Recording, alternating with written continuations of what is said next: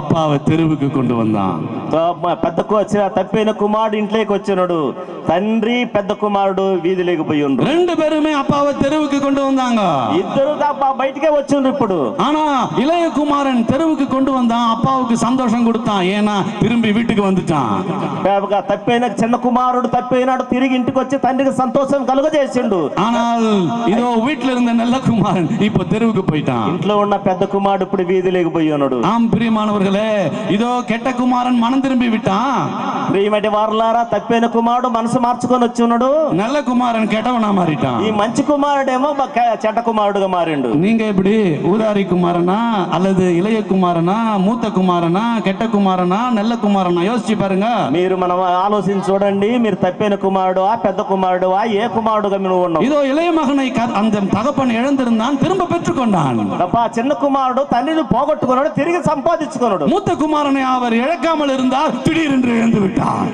పెద్ద కుమారుడు పోగొట్టుకోకుండా ఉన్నాడు, దిడీలో పోగొట్టుకున్నాడు. மூத்த குமாரன் இப்பொழுது தெருவில் நிற்கிறான். ఇప్పుడు పెద్ద కుమారుడు ఈ వీధిలో నిలబడ్డాడు. எத்தனை பேர் சபையை விட்டு தெருவில் நிக்கிறீங்க? ఎంతమంది సంఘమును వదిలిపెట్టి రోడ్లో నిలబడి ఉన్నారు? நீங்க சொல்லுகிறீங்க நல்ல குமாரன் சொல்லிட்டு. మీరు అనుకోవచ్చు నేను మంచి కుమారుడని, ஆனா வெளியில நிக்கிறீங்க. కానీ బయట నిలబడి ఉన్నారు. உள்ள நிக்கிறீங்களா வெளியில நிக்கிறீங்களா? బయట నిలబడరా లోపల నిలబడ? நல்ல குமாரனா கெட்ட குமாரனா? మంచి కుమారుడువా చెడ్డగా తప్పిన కుమారుడు? இளைய குமாரனா மூத்த குமாரனா? పెద్ద కుమారుడువా அந்த மூத்த குமாரன் என்ன சொன்னான் பாருங்க.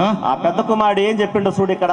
அவன் தகப்பனுக்கு பிரதியுத்தரமாக, இதோ இத்தனை வருஷ காலமாய் நான் உமக்கு ஊழியம் செய்து ஒரு காலமும் உம்முடைய கற்பனை மீறாமல் இருந்தும் என் சிநேகிதரோடு நான் சந்தோஷமாய் இருக்கும்படி நீர் ஒரு காலம் எனக்கு ஒரு ஆட்டுக்குட்டியாவது கொடுக்கவில்லையே. ఈడ పెద్ద కుమారుడు చెబుతాడు, అందుకతడు తన తండ్రితో, ఇదిగో ఇన్ని ఏళ్ల నుండి నిన్ను సేవించున్నానే, నీ ఆజ్ఞలు నేను ఎన్నడును. யாரவன் என்று சொல்லி அவனே சொல்லுகிறான். ఈ మీరలేదే, అయినను నా స్నేహితులతో సంతోషమును ఉన్నట్టు నీవు నాకు ఎన్నడైనా ఒక మేక పిల్లనని ఇయ్యలేదే. பல வருஷங்களாய் வீட்டில் வேலை செய்தவன், అనేక సంవత్సరములు ఇంట్లో నేను పనిచేస్తున్నా. பல வருஷங்களாய் அப்பாவுக்கு கட்டுப்பட்டு வாழ்ந்தவன், అనేక సంవత్సరముల తండ్రి యొక్క చెప్పే మాటలకు లోబడి ఉన్నా. அநேக வருஷங்களாய் அப்பாவுக்காக அநேக காரியங்களை செய்தவன் அவன். అనేక సంవత్సరముల తండ్రి కొరకు అనేక మంచి కార్యములు చేస్తూ వచ్చిన. உங்களை போலவே இல்லை, మీకు ఎట్లుంది ఇప్పుడు?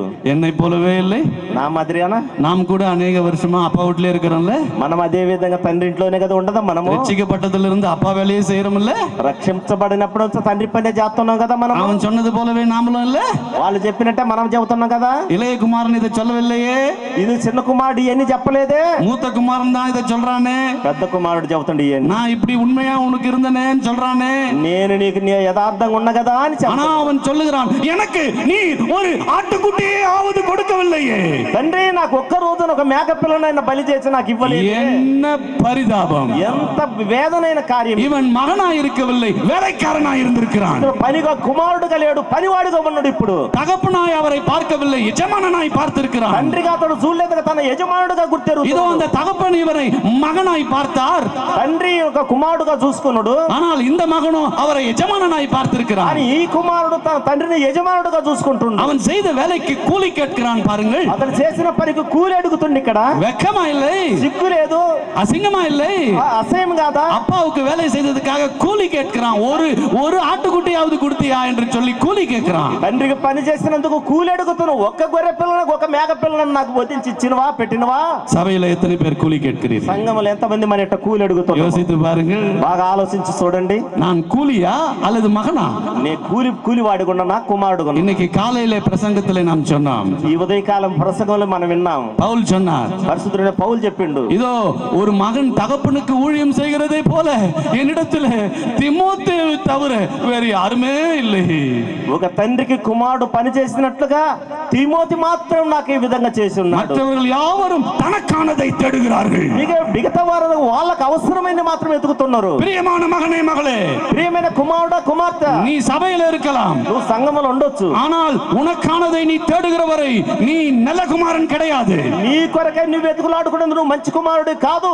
ஒரு தகப்பனுக்கு வேலை செய்வது போல் நீ வேலை செய்யாத வரை நீ நல்ல குமாரன் கிடையாது. ఒక తండ్రికి పని చేసినట్టు పని చేయకపోతే నువ్వు మంచి కుమారుడు కానే కాదు. ஒரு ஆட்டுக்குட்டியாவது எனக்கு கொடுக்கவில்லையே என்று நீ வாதாடுகிற வரை நீ நல்ல குமாரன் கிடையாது. ఒక్క మేక పిల్లనే సరే నాకు ఎప్పుడైనా వధించి ఇచ్చిన వారు అడుగు నువ్వు మంచి కుమారుడు కానే కాదు. யார் உன்னை நல்ல குமாரன் என்று சொன்னது? ఎవరు నిన్ను మంచి కుమారుడు అని చెప్పారో? ஐயோ, పాస్టర్ని గురించి సేవకుని గురించి నువ్వు చూడన కార్యములని చెబుతున్నావా? தேவனுடைய பிள்ளையை குறித்து நீ காணாததை கண்டது போல் பேசுகிறாயோ? దేవుని యొక్క సేవకులను చూసి కుమారుని చూసి నువ్వు చూడండి చూసినట్టుగా చెబుతున్నావు. யார் உன்னை நல்ல குமாரன் என்று சொன்னது? ఎవరు నువ్వు మంచి కుమారుడు అని చెప్పడం? வேதம் கெட்ட குமாரன் என்று சொல்லுகிறது. పరిశుద్ధ గ్రంథం నువ్వు చెడ్డ కుమారుడు అని చెప్పడది. இன்றைக்கு நீ மனம் திரும்ப ఈ வேண்டும். దినం నువ్వు మారు మనసు పొందు. கர்த்தர் உன்னை ஆசீர்வதிக்க காத்திருக்கிறார். దేవుడు నిన్ను ఆశీర్వదించదని కనిపెట్టు. ஆனால் நீ இருக்கிற சேற்றிலே அவர் உன்னை ஆசீர்வதிக்க மாட்டார். నువ్వు ఉన్నటువంటి బురదలో నుంచి దేవుడు నిన్ను ఆశీర్వదించడు. சேற்றை விட்டு எழும்பி வா. నువ్వు యొక్క బురదలో నుంచి బయటికి రా. தேவனுடைய ஆசீர்வாதம் உன்னை தொடும். దేవుని యొక్క ఆశీర్వాదం నిన్ను వెంటాడుతుంది. இதோ அந்த மகன் தேவையில்லாத குற்றப்பழிகளை அவன் மேல் சுமத்தி கொண்டிருந்தான். కుమారుడు అవసరం లేనటువంటి నిరపరాధములన్నీ కూడా అతని పైన మోపుతున్నాడు. அதற்கு தகப்பன் மிகுந்த பொறுமையாக, மகனே நீ எப்போதும் என்னோடு இருக்கிறாய், எனக்குள்ளதெல்லாம் உன்னுடையதா இருக்கிறது.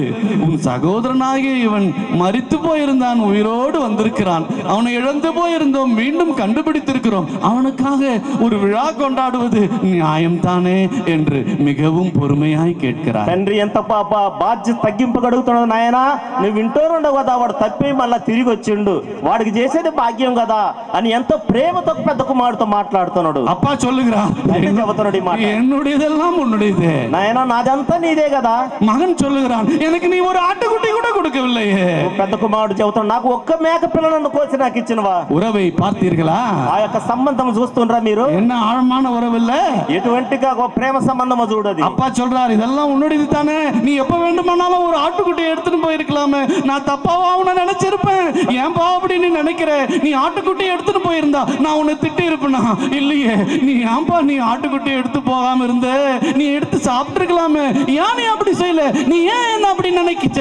நீ ஏன் என்ன தவறா நினைச்ச? நான் உன்னை திட்டுவேன்னு நினைச்சியா? அப்ப என்ன நீ கண்டுபிடிக்கலையா? நான் உன்னுடைய அப்பா இல்லையா? அவர் புலம்புகிறார். తండ్రి ప్రలాపించి అడుగుతున్నాడు, నాయనా ఈ మందంతా నీది, దీంట్లో ఎప్పుడు నువ్వు దీన్ని వదిలించుకొని నువ్వు తింటూ నేను వద్దననా? ఇదంతా నీది కదా అని ప్రలాపించి పెద్ద కుమారుతో మాట్లాడుతున్నాడు. ஆனால் அந்த பகுதி எப்படி முடிகிறது என்று பாருங்கள். ఆ భాగం ఎట్లా ముగింపులేక వస్తుందో మీరు చూడండి. அந்த தகப்பன் நாம் மகிழ்ச்சியாக இருப்பது நியாயமல்லவா தானே, நியாயம் தானே என்று சொன்னபோது, ఆ ఆఖరి భాగంలో ఉంది మనము సంతోషపడి ఆనందించడం యుక్తమే కదా என்று அவர் சொன்னபோது చెప్పినప్పుడు அவன் பதில் ஒன்றும் கூறவில்லை. ఆ బదులేం చెప్పాలి అతను? அவன் வீட்டுக்குள்ளும் வரவில்லை. అతని ఇంటి లోపలికి கவனித்தீர்களா? చూశారా? ஐயா అయ్యా, இதோ மேய்ப்பன் ஒரு ஆட்டை இழந்தான். కాపరి తన యొక్క ఒక గొర్రెను పోగొట్టుకున్నాడు. அந்த ஆடு திருப்பி மந்தைக்கு வந்தது. ఆ యొక్క గొర్రెను కనిపెట్టుకు మరలా తిరిగి మందలో చేర్చుకున్నాడు. ஒரு ஸ்திரீ ஒரு வெள்ளிக்காசை இழந்தாள். ఒక స్త్రీ 10 వెండి ఒక ఎండి నాణ్యమును పోగొట్టుకుంది. அந்த வெள்ளிக்காசு மீண்டும் அவள் கழுத்துக்கு வந்தது.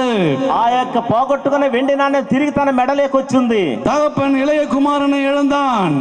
తండ్రి తన యొక్క చిన్న కుమారుని పోగొట్టుకున్నాడు. அந்த இளைய குமாரன் மீண்டும் வீட்டுக்கு வந்து சேர்ந்தான். ఆ చిన్న కుమారుడు తిరిగి ఇంటికి వచ్చి ఉన్నాడు. ஆனால் கடைசி 4வதாய் இதோ அந்த தகப்பன் மூத்த குமாரனை இழந்தான். அந்த மூத்த குமாரன் வீட்டுக்கு வந்ததாக வேதம் சொல்லவில்லை. ఇదిగో పరిశుద్ధ గ్రంథంలో ఆఖరిగా తన యొక్క పెద్ద కుమారుని పోగొట్టుకున్నాడు. పెద్ద కుమారుడు ఇంట్లోకి వచ్చినట్టు వాక్యం లేదు. 3 இழப்புகள் மீண்டும் கிடைத்தது.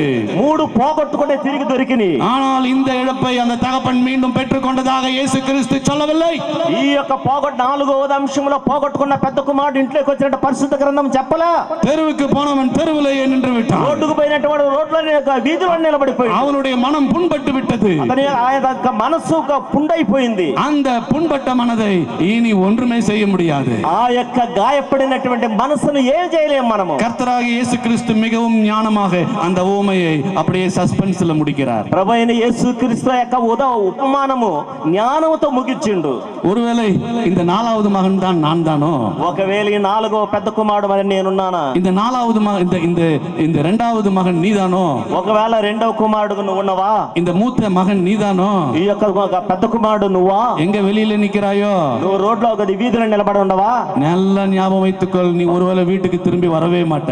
నువ్వు బాగా జ్ఞాపకం పెట్టుకు ఎన్నటి కూడా లోపలికి రాలేవు. இவனுடைய மனசு இதோ கர்த்தராகிய இயேசு கிறிஸ்து ஏற்றுக்கொண்ட ஒரு மனுஷனை ஏற்றுக்கொள்ளவில்லை.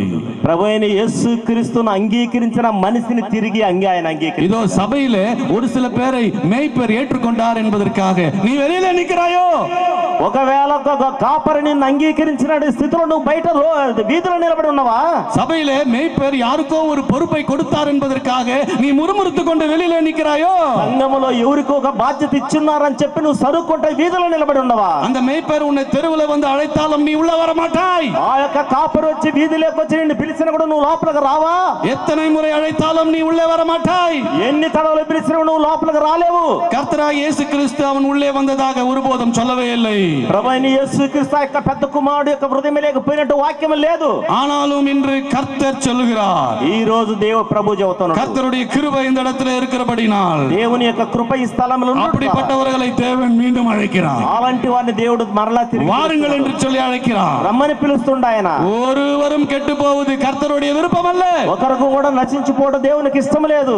இவன் சொந்த தம்பியை ஏற்றுக்கொள்ளவில்லை. సొంత తమ్ముణ్ణి అతడు అంగీకరించలే. உன்னுடைய சபையில் இருக்கிற சொந்த சகோதரனை நீ ஏற்றுக்கொள்ளாமல் வெளியில நிற்கிறாயோ? నీ సంఘములో ఉన్నటువంటి సొంత నీ సహోదరుని అంగీకరించకుండా వీధిలో నిలబడు. உன்னுடைய சபையில் இருக்கிற இதோ அந்த சபையில் இருக்கிற சக சகோதரியை நீ ஏற்றுக்கொள்ளாமல் வெளியில நிற்கிறாயோ? నీతో సంఘములో ఉన్నటువంటి నీతోటి సహా ఉన్నటువంటి ஒரு సహోదరిని అంగీకరించకుండా వీధిలో ఉన్నది. ஒரு சிலர் சொல்வார்கள், அந்த ஆளு இந்த சபையில் இருக்கிறான், நான் வரமாட்டேன் என்று சொல்வார்கள்.